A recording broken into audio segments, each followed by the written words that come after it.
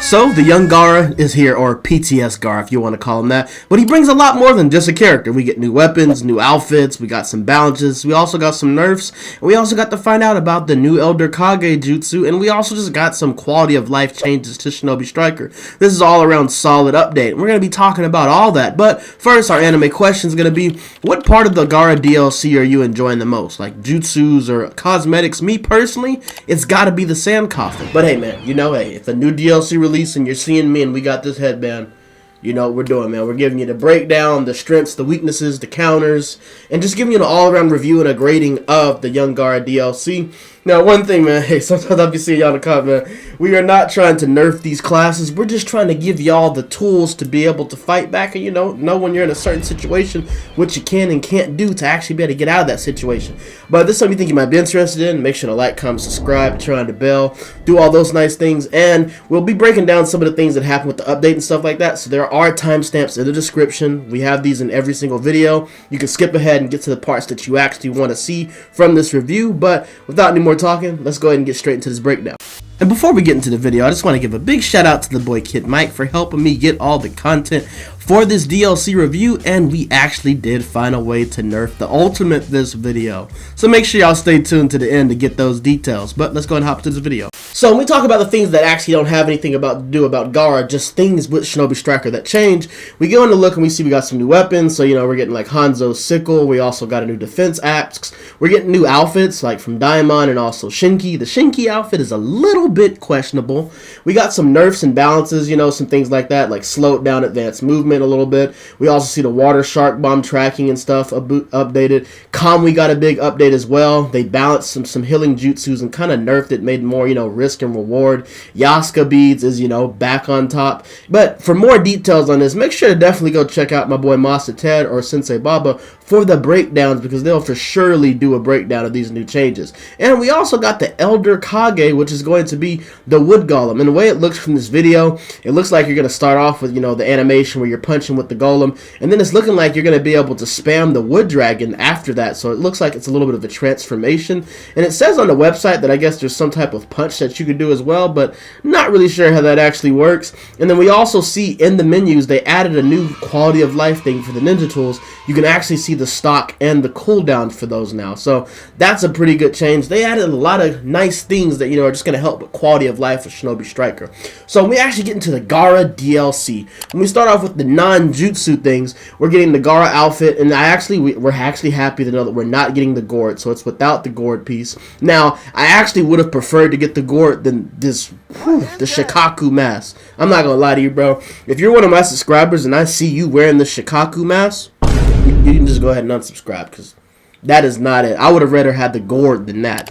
But some other things that we also get the Sand Shuriken. And I saw that people are a little bit skeptical about the Sand Shuriken, but some things about this is it's armored and it's good for countering armor because you're basically invulnerable. This thing blows back enemies and it's good for setups, and it has a great range. Now one thing is though, when you're actually in the middle of combat, the tracking can be a little bit iffy, but it has fast activation, so you just gotta know how to use this one. But I definitely think it's a pretty solid one. And then we also get the honorary title, which is so fitting for Garver, Self-Loving Carnage. Now we actually get into the jutsus. The first one, we're going to be giving these our own names, but the first one is going to be the Sand Coffin or Sand Burial. This one has a 15-second cooldown. Some key points about this is, so there's two different ways you can use it.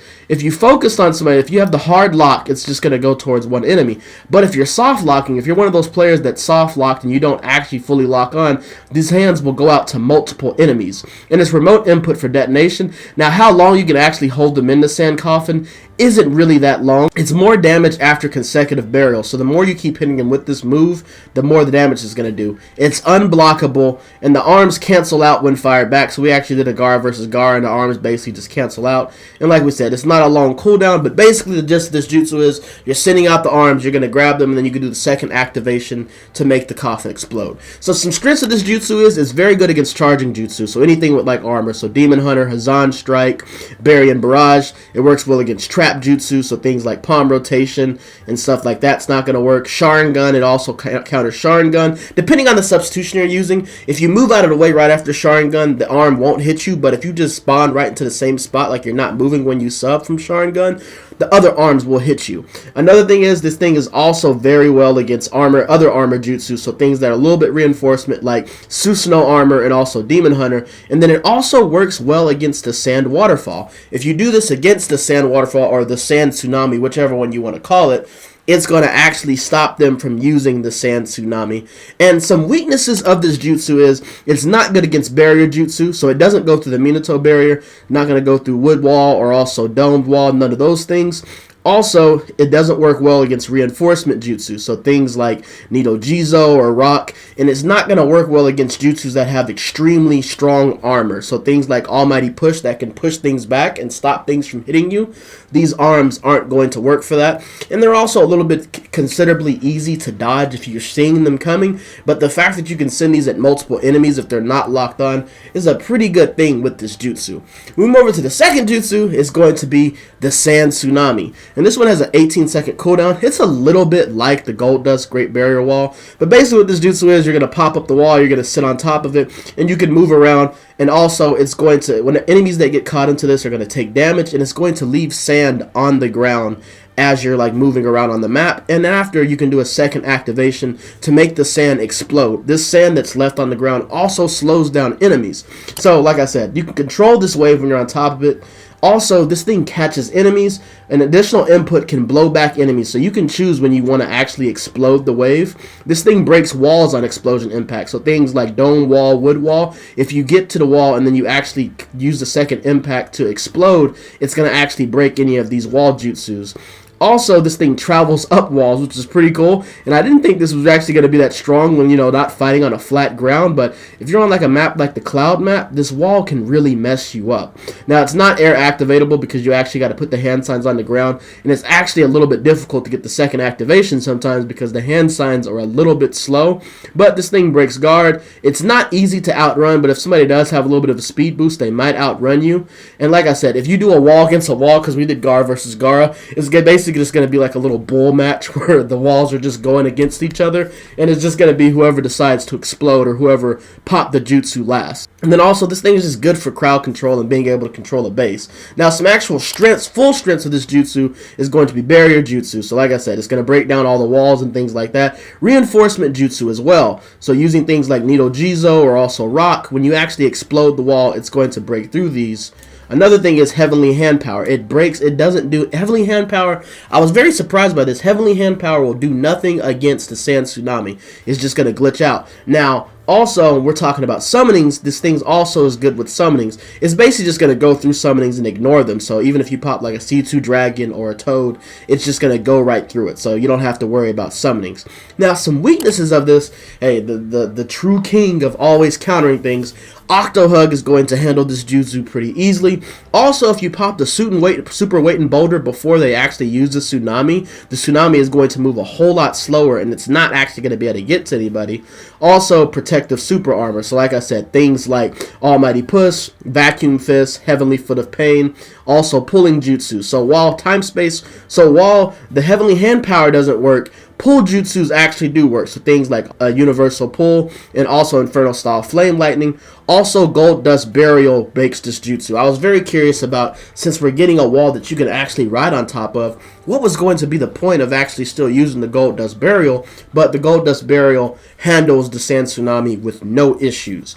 Also, Time Space Jutsu, so things like Sukuna, Hakona, and Kamui are going to deal with this easily, and of course, the king of always countering things, up there with Octopus Hug. You probably could have guessed it, Boruto Stream handles this pretty easily. We move over to the ultimate jutsu, the Playing Possum Jutsu. Now, some key points about this. Basically, what this jutsu is, you basically just, turn it to Shikaku, and it's kind of similar to how it is like whenever you're seeing the boss battles, whenever you're actually fighting the summonings, but you become Shikaku and your attacks are more powerful. So your light attacks change it to just bigger range melee attacks. Your strong attacks change it to range sand shower. So you could just use the sand shower and make it pop up on top of an enemy. And your jutsus change as well. You get a long-range jutsu that goes through walls, and you also get another jutsu. Now, the thing is with this is you can also move. So we thought that the movement was going to be a little bit restricted and you weren't going to be a move at all, but you can actually teleport to different spots. But, like I said, the movement is still very controlled, and it kind of really makes the jutsu not as good because you can't move as much. And also, we tried to do a Shikaku versus Shikaku, and it doesn't work. So I didn't actually get the clip of like showing it from my point of view, but in this clip you're seeing, I'm Shikaku right now, and my boy that's helping me, my boy Kid Mike, he is trying to actually pop his Shikaku, and it's not working. It won't let you do it, so they found a way, to prevent that from happening. Some strengths of this ultimate, I will say that you don't really take damage, but that's not truly true, and we're going to actually explain that later, because we actually did find one counter for this ultimate, but we're not going to spoil it for you just yet. And so, this thing also does high damage to enemies. So if you actually are landing some strikes, you actually will be able to melt down the health of somebody while using this ultimate. Some weaknesses of this jutsu,